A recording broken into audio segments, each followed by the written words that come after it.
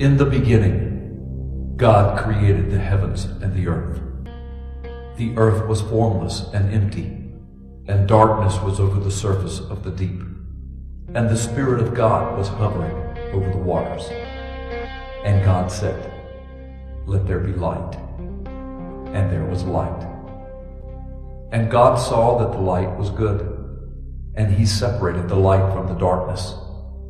God called the light day, and the darkness He called night. And there was evening, and there was morning, and it was the very first day. And God said, "Let there be an expanse between the waters to separate water from water." So God made the expanse and separated the water under the expanse from the water above it. And it was so. And God called the expanse sky. And there was evening, and there was morning, the second day. And God said, "Let the water under the sky be gathered unto one place, and let dry ground appear." And it was so. God called the dry ground land, and the gathered waters He called seas. And God saw that it was good. And then God said, "Let the land produce vegetation." And it was so. And there was evening, and there was morning, the third day.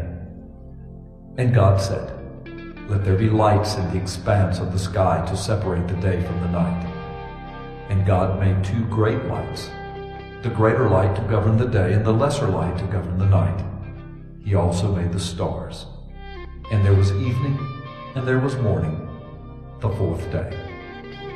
And God said, "Let the water teem with living creatures, and let birds fly above the earth across the expanse of the sky." And there was evening, and there was morning, the fifth day. And God said, "Let the land produce living creatures according to their kinds."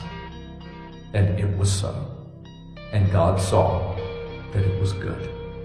And then God said, "Let us make man." And so God created man in His own image. In the image of God He created him.